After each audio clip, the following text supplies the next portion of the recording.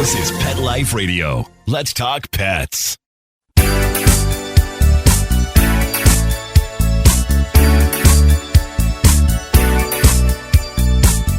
Hello, you're listening to Animal Party on Pet Life Radio with me, Deb Wolf. And we have a surprise guest today, Amanda Tillman, coming to us from Toronto with her dog, Riley. We had something very exciting happening over the weekend. Welcome to the show, Amanda. Thank you. I'm happy to be here. So tell my listeners, drum roll, brrr, what happened this weekend to Amanda's world? My dog, Riley, gave birth to 10 beautiful, healthy puppies. Wow. And it was amazing. So I was out dancing Saturday night, came in late, had a long bath, went to bed very, very late.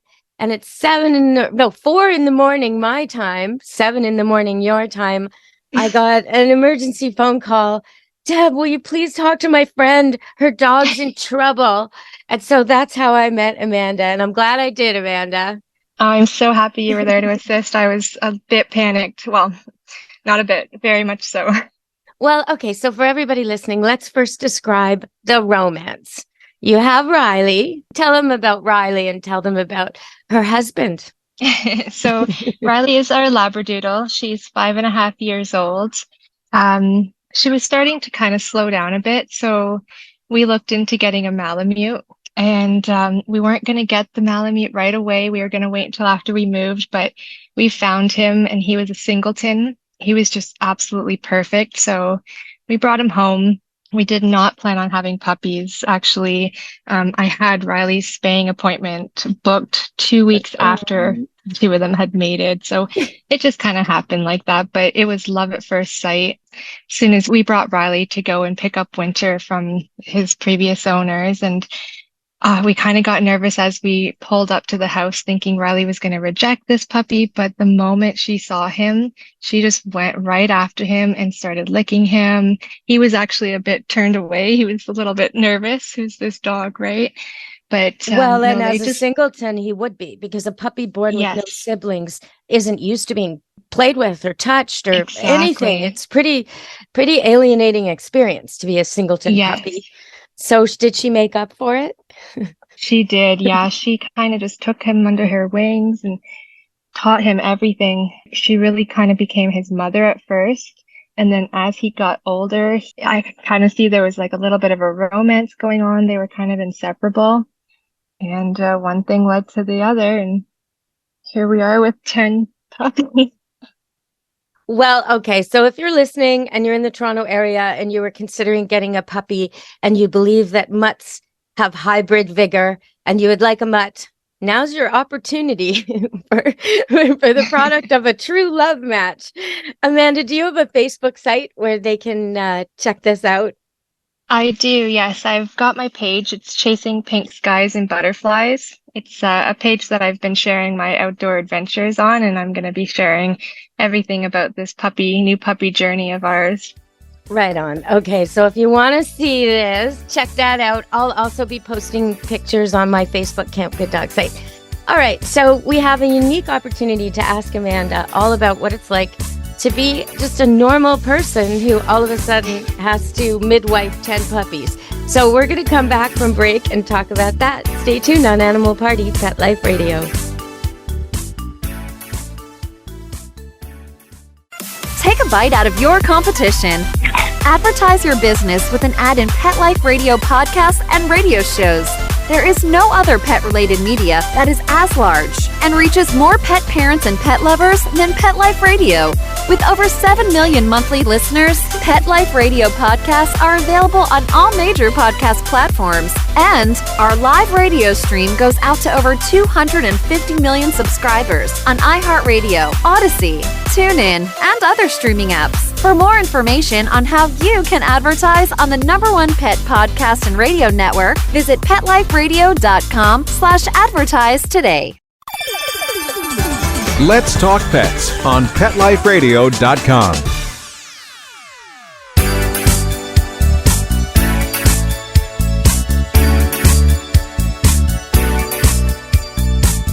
Hello, you're back on Animal Party Pet Life Radio. And we were talking to Amanda Tillman, who's just a normal dog owner, like everyone else listening to the show, not a breeder, not experienced, not a vet tech.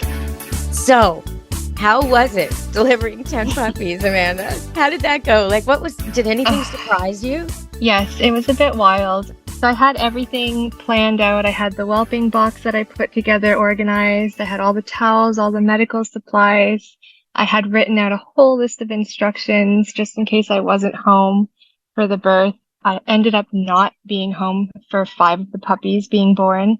I was actually overnight camping trip in Niagara. I got the call at 4 a.m. Sunday morning that the first puppy had been born. She was born at 3:55. So my husband and my daughter, my 10-year-old daughter, was there to assist with the first 5 puppies that were born within the first 2 hours, which was just wild. So as that was happening, I was kind of on the phone with them, giving them any guidance I could, telling them where everything was, reassuring them that I was on my way. So I just kind of left my camper, left all my camping gear, rushed home, and I got home for the birth of the number 6. So 7:45 a.m. was when that puppy was born. It went pretty smoothly, exactly what I was expecting. I had watched a lot of videos on YouTube and done so much reading the 2 months leading up to this. So I did feel very prepared. It wasn't until number 8 was born, and that's actually when I got you involved, that I did not know what to do. So I did know that if I had to cut the umbilical cord, I had to tie it off in 2 places and then use dental floss to tie it. The problem was Riley had cut the cord a bit too short. Well, very, very short. It was all the way down to the abdomen, and the puppy was bleeding. There was gushing blood coming out of this puppy's tummy, and I did not know what to do. So I did what instincts told me to do, which was hold the puppy in a towel, and I pressed gauze on the belly. Mm-hmm. And that's when I reached out to my friend Amy, who then got me in contact with you, because I was very scared at that moment that we were going to lose that puppy, because there was just nothing to tie off to stop this bleeding. And it is a lot of blood. It can be really alarming. And the puppy is so small and so fragile. And you just think, what do I do? Like, you don't. Yes. But okay. So what did you do? Well, I got you on the phone, thankfully. Yeah, well, that's true. Yeah. But then and I did have the gauze on it, and the bleeding did stop, and I noticed that it was kind of clotting, and that's when you told me to give the puppy back to Riley and have her lick it, and that's exactly what she did, and the bleeding stopped, the puppy started nursing, and all was well. It's pretty amazing, isn't it? Like, the mama dog who's never ever had a litter, never seen one born, just somehow knows exactly what to do. It's astonishing. It was incredible. Like, even that complication with cutting the cord too short and having it bleeding, and you're trying all the first aid stuff, she just takes it 2 seconds later. She's got the blood stopped. Her tongue has perfect pressure, perfect rhythm, right? Like, she just knows how. It's so amazing. So whenever people ask me for help in the middle of birthings and whelpings, I often remind them, let the mother do as much as she's willing. Like, really don't take anything away from her that she's willing to do, because they're always better at it than we are. And sometimes the mom gets exhausted and you have to help. And I think, did you have that with a few pups where she just couldn't lift her head even to clean them? Did you have After the 7th one, she was really, really exhausted, and I had to really encourage her I said, here, get the baby, click the baby, and putting it right in front of her face. But she was very, very tired. They do. And so sometimes a mom does need help. If you take over, sometimes she'll give up. She'll just let you do it all. And that's not ideal. You want her doing as much as possible, because she's got the best way to do all of it. And also it just helps so much with her getting the rest born, and all of the hormones are conditional upon this sort of cleaning and eating and nursing, and all of it progresses the whole labor. So you don't want to halt anything by taking over. So I'm glad you did that. And then the other thing I told you I know you didn't do it, and it's really key, but I always make sure to tell people, don't pull anything. And you didn't. No. It's very tempting though, isn't it? Like, you think if I just pull on that little cord, the baby will be born, or the placenta will come out, or it looks like you would be helping, but you're not helping. You never pull anything because it could tear. So that was an important thing that you stuck with. Okay, so we're going to go to another break and we're going to come back and we're going to talk about these puppies. Stay tuned on Animal Party Pet Life Radio. Molly, here's your dinner. Zeus, that's not your food. Don't let that happen to your precious cat. Elevate your cat's eating experience with the Cat Tree Tray. The Cat Tree Tray keeps your cat's food off the floor and conveniently located on the cat tree. It's the perfect way to eat.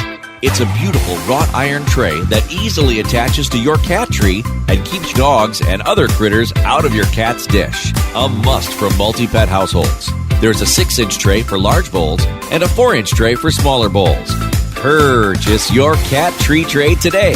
Go right now to cattreetray.com. That's cattreetray.com. CATTREETRAY.com. Let's talk pets Let's talk pets on Pet Life Radio. Pet Life Radio. PetLifeRadio.com.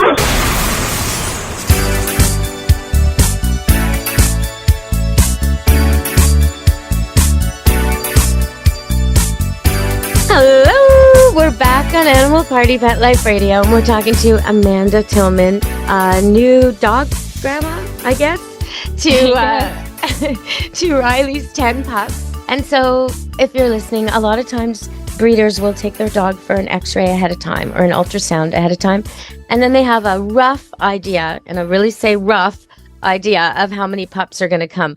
Normally, it's off by at least 2. So I actually used to do it for all my litters, and now I don't anymore because it just gives me this false confidence that we're done when we're not done. Because usually there's a pup or 2 hiding from the x-ray, hiding from the ultrasound. So one thing that, when you think about a human birth, you think about this baby coming out pretty naked, right? But with the puppies, they don't come out like that, do they? They're in their sack still. Was that strange for you? It definitely was bizarre. I had watched a lot of videos, so I did know that they were going to come out like that, but it was a surreal experience. It's like a little space baby and it's a little space bubble, Yes. and it's all perfect. Once you rip it open, okay, now it has to breathe and the cord has to be cut. Now, while it's in there, it's like this peaceful, timeless little, you almost hate to end it because it's so perfect in there. Sometimes human babies are born like that too, and that's called a mermaid's purse in slang, when a human baby is born inside the sack. But with dogs, it's really, really common. Like out of the 10 puppies, you probably had 7 or 8 within their sacks, I'm guessing.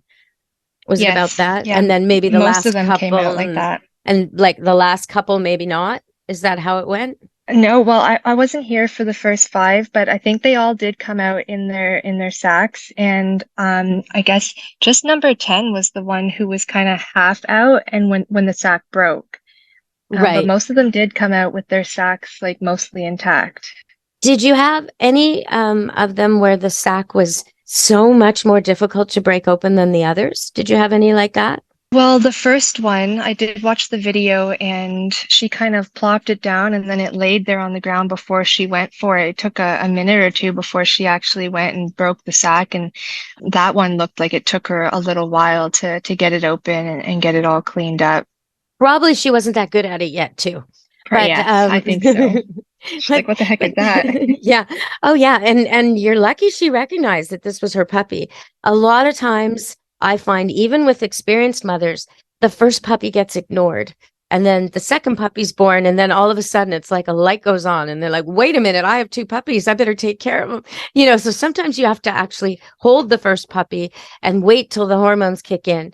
Sometimes they don't have milk right away either. Did she have her milk right away? I think so. Like her nipples got quite big a couple of days leading up to the birth, and the puppies all started nursing pretty much instantly.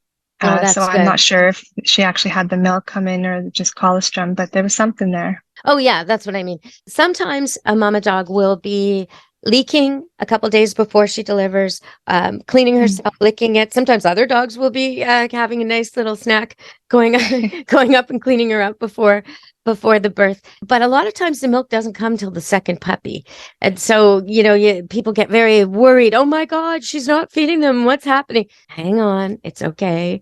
Wait till the second puppy. They are, when they're born, they've just been fed. They're not hungry, starving, needing air. They're not eating anything when they're right inside their sac. But the second you open it, now they need air. Right. And the second you cut that cord, now they can't get any nutrition from the mother anymore. So now they're on their own. And so ideally, within an hour or so of being born, a pup would nurse. And you kind of, as the pups come out, you're watching for the placenta, because you want to make sure that at the end of it all, after number 10, the last placenta leaves the mother. You would never want it to be still inside her. And so, but you don't know if puppy 4 is the last pup or puppy 5 is the last. So every single time you have to watch and make sure that placenta comes out. And so that's really important. And I know with your dog, did it happen right away? How did that go? No, so she really surprised us. So the 9th puppy was born at 10:07 a.m. and we thought that was it, because we were only expecting 4. So and we're this like, is okay, you were expecting 4 because of, why were you the expecting only 4? ultrasound. Oh, Yeah, the ultrasound only showed 4. So I was thinking maybe 4, 5 at the most. Well, So, there's yeah. $2,000 well spent. Hey, I know, right?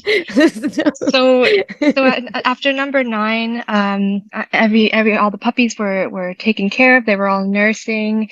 I was still watching Riley. Riley seemed to be calming down. She wasn't really panting much anymore. So I thought, okay, we're done. Around 1:30 p.m., I was going to take a nap. So I got everything ready and I was going to lay down right beside the whelping box. And as soon as I did, my daughter came. This was at 2 p.m. and she comes and looks in the whelping box and she goes, "There's another puppy coming out." I thought, what? So another puppy was born at 2 p.m., the last one, and the placenta did not come out for that one. Right. We had been watching all the placentas and marking them. She was eating them very quickly, but I know for a fact that the number 10 did not come out, and that was at 2 p.m. So I was very concerned about that, watching Riley all day. I kept taking her out, as you advised me to, on the leash. And about every 2 hours, I was taking her out for a pee and watching for, another puppy to come out or a placenta. Nothing. It wasn't until 2 a.m. And, let me backtrack a bit. I was following your advice and I was rubbing her belly from the head to tail. I did insert 2 fingers, as you advised me to do, to try to stimulate. Nothing was working. So I went to bed at 12 a.m. At 2 a.m., I woke up to bring her out. And just like you told me to do, I had a flashlight with me to watch what came out as she peed. And sure enough, the placenta came out and I had a huge sigh of relief. Oh, I'm sure you were hollering, woohoo, and then I could finally sleep. Yes. I was so happy, so proud of her. Oh, and I'm sure she felt better, because you can't have that inside you. That would, they get infected, they get problems. So it's good you made sure. And they're so tired. She would have probably just slept all night with that inside her, and you don't want that. So it's good you made sure. The reason I told you, it seems so mean. You've got this dog. She's absolutely exhausted from labor. She's got all these puppies she's nursing, and all she wants to do is stay with them. And I'm telling you, stick a leash on her and drag her outside. Yeah. Do I She did not like that. No. But the thing is, that's what got it moving to get puppy 9 and puppy 10. So sometimes, especially with a long labor, like if 10 puppies, 11, 12, 14, the mom will get exhausted midway and just stop moving. And she's not really aware that there's more to come. So if you can just get her out and she, urinates a little bit, things get moving inside, a lot of times that will just be the catalyst to start her into labor again. She'll come back in and have the rest of the pups. You don't want them in there too long. So the rule of thumb is an hour. Now, 2 hours is fine too, but after an hour, if a puppy, say you have puppy number 2 come and there's more in there and it's been an hour, I would take her out for a little walk, always on leash, right? Like not a walk around the block, a walk in your own yard, right? It's just to try and get her to pee. And then after she pees, you take her right back to the pups. And usually that'll do the trick. She'll jump right back in and go right back to nursing and having another baby or getting rid of a placenta, but it gets things moving. So she does, or even just switching her side, like she'll be lying on her left side, feeding them. if you just get her up and move her to her right side, sometimes the puppies will start coming again. So it's really good you did that. I felt terrible telling you to do that because I could just tell she didn't want to go. She really didn't. No, right? I had to pull her hard. Yeah. And she's looking at you like you're insane. Like, don't you see? I have puppies. Why are you pulling me outside? What is wrong with you, human? You know, she thinks you're like just mistaken. Excuse me, but I'm busy. Hello. So, okay. So your daughter, that must have been a true mind-blowing experience for that little girl. Oh, yes. She was just kind of in heaven. She loved it. She really liked all of the instructions that I wrote down for her. She kept coming and checking the whelping box leading up to the birth. She was watching like my temperature readings and like she was really on top of all of it and watching Riley's symptoms. So during the birth, she was really hands-on, helping my husband, Troy.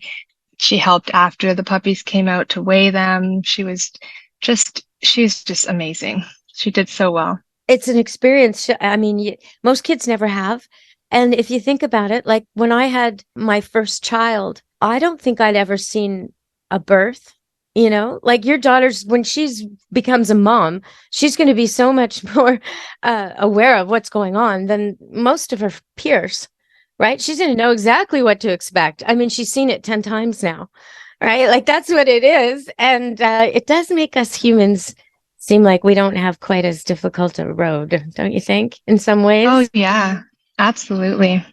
In some ways. But then, like whenever, you know, when I was pregnant and my dog was pregnant at the same time in 2005, I was pregnant for 9-10 months. She was pregnant for 2 months, right?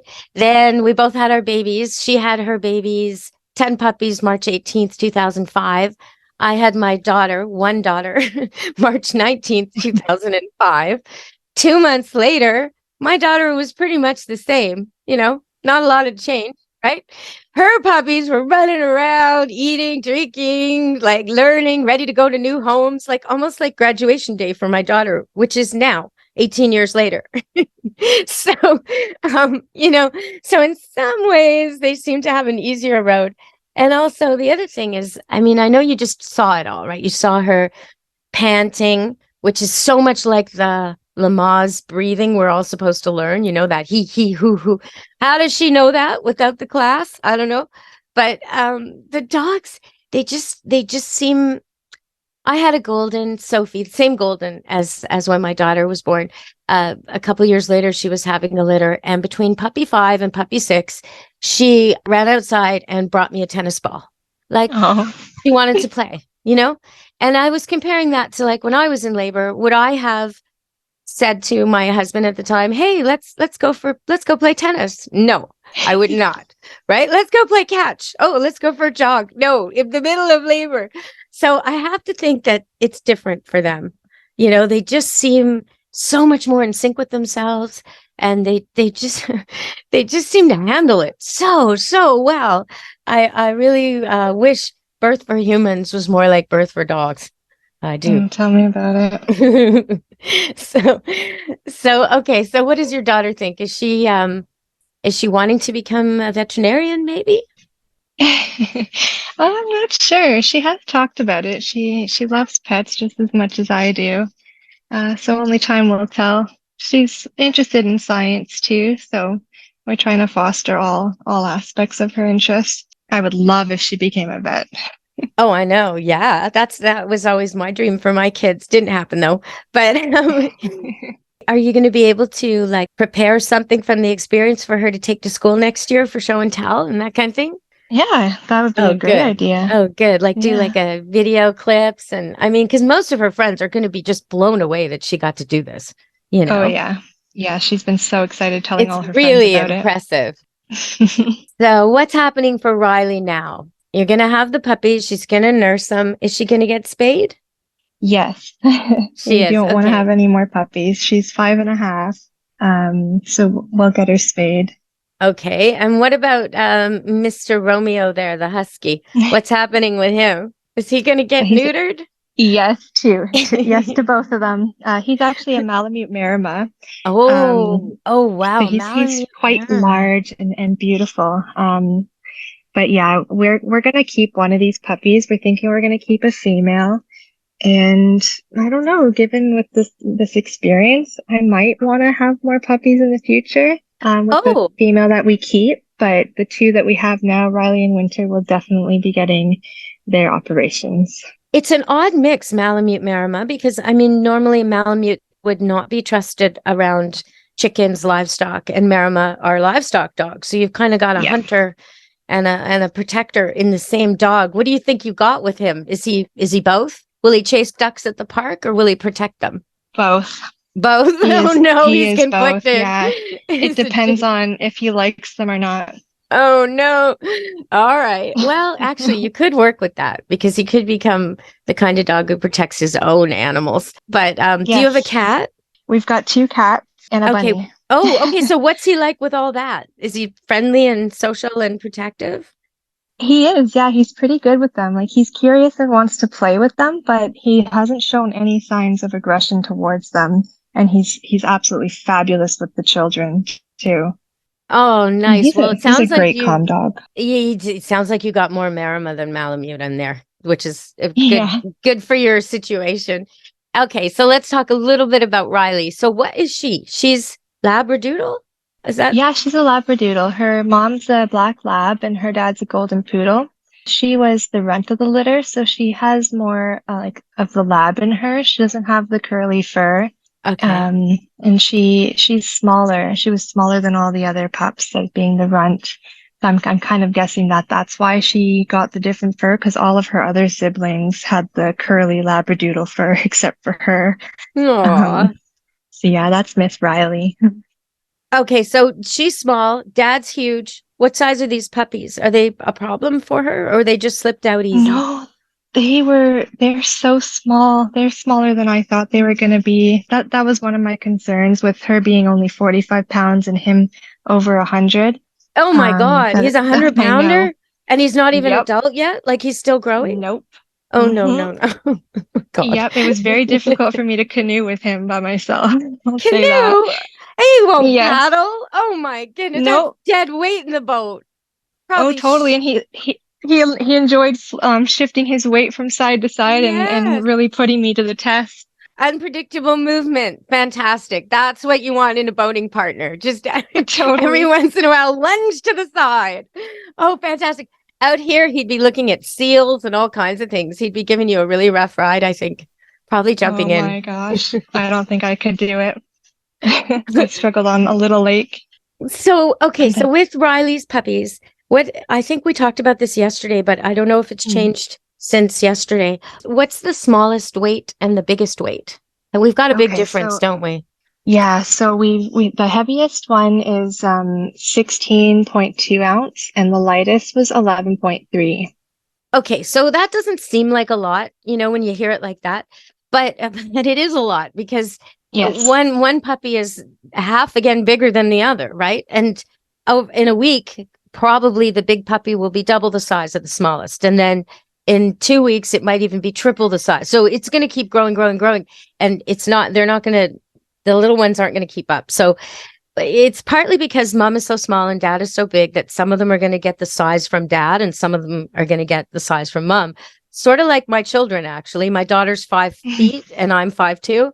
And my son is 6'3", I believe. And my ex is over 6 feet. So, it's genetics. You get something. You don't necessarily get the average between your two parents. You might be the height of your mother. You might be the height of your father. So some of these pups have dad size happening. And some of the pups have mom size happening, which isn't really a problem unless the big ones start pushing the little ones out of the way. And that's exactly what they're going to do.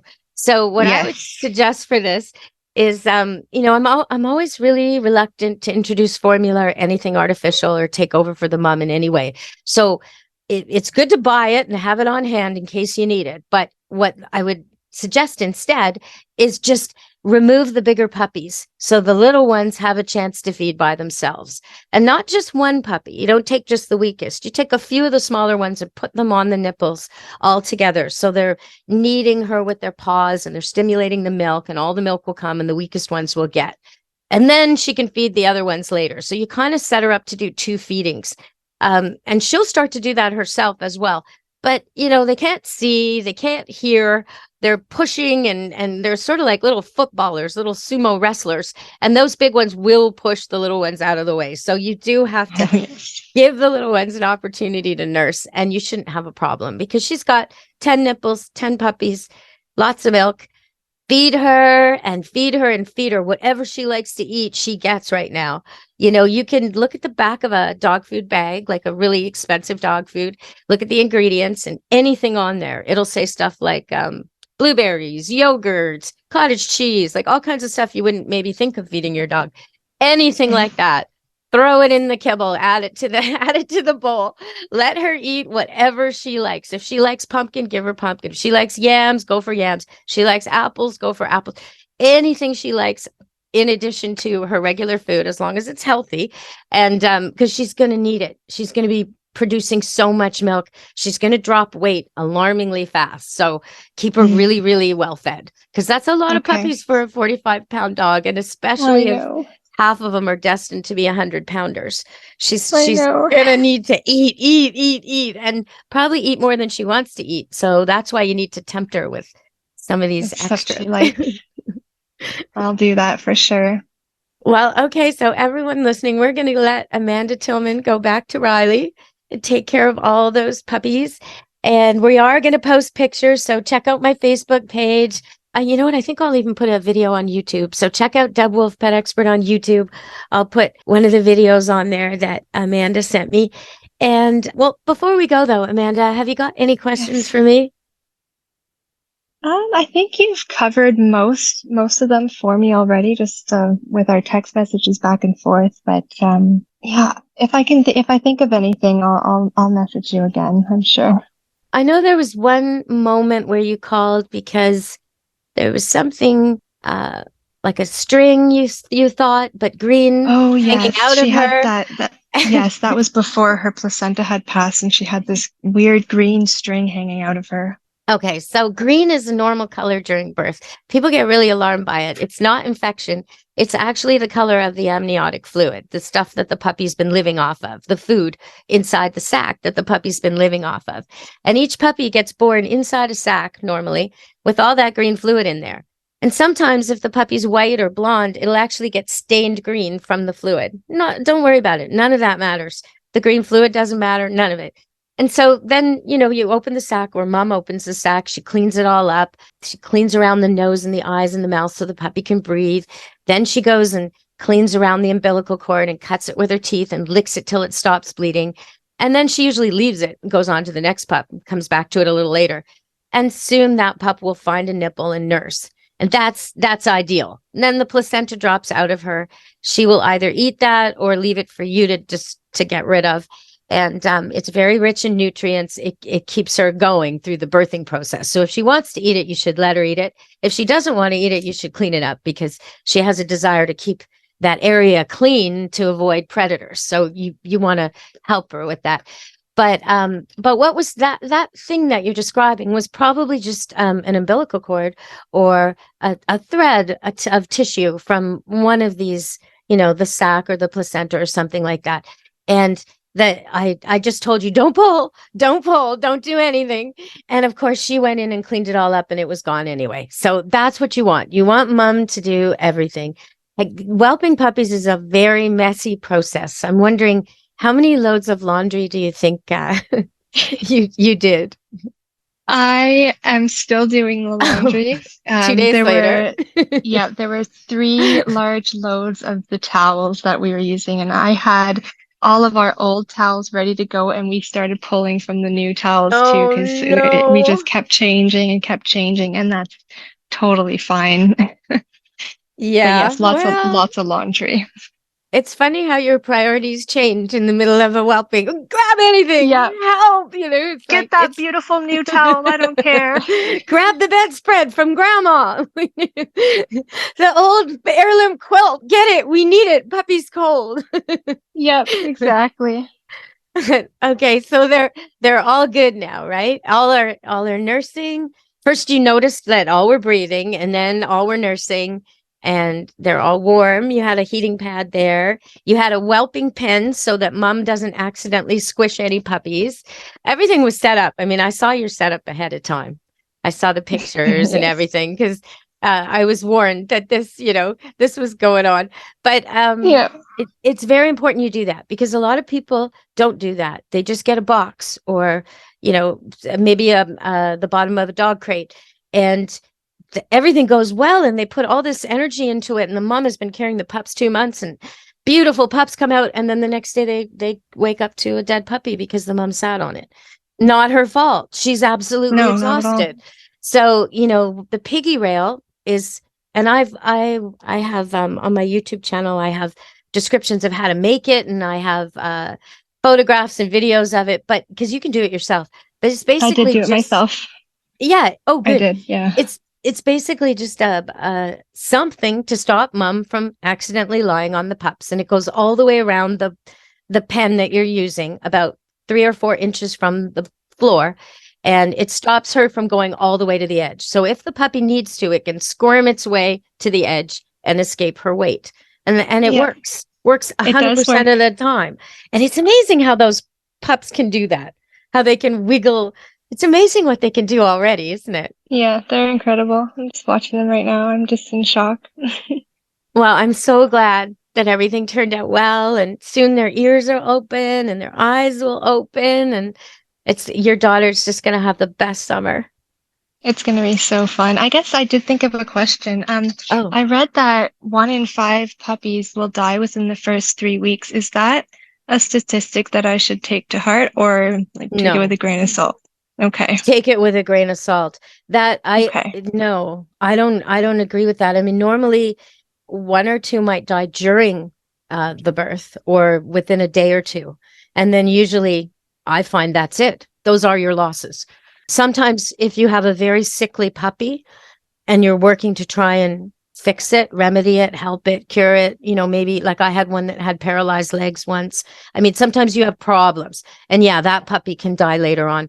But normally if you've got healthy, robust puppies and you've got a good piggy rail and your mama is well fed and happy and safe and calm and doting, no, nothing's going to happen to those puppies. They're going to be great. Oh, good. Oh, good, because I'm attached to all of them already.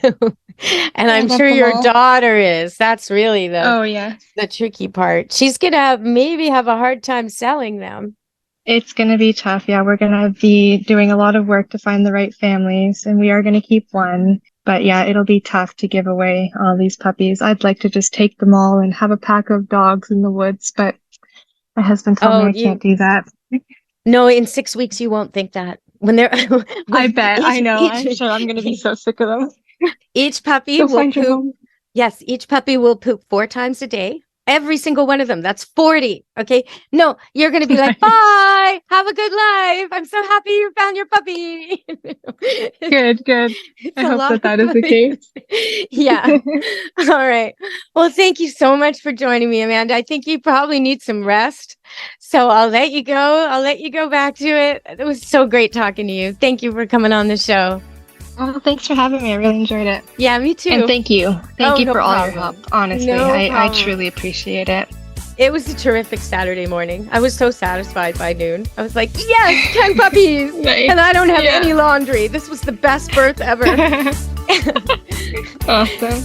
Okay, thank you, Amanda. Thanks. Bye now. All right, everybody, on Pet Life Radio, that was Amanda Tillman, and she just had her first litter of puppies, as you heard. And if you want to see them, you can look at my Camp Good Dog Facebook page, or I will post videos on Deb Wolf Pet Expert YouTube. And from Amanda Tillman and me, Deb Wolf, and Pet Life Radio, be good to your animals. Let's Talk Pets, every week on demand, only on PetLifeRadio.com.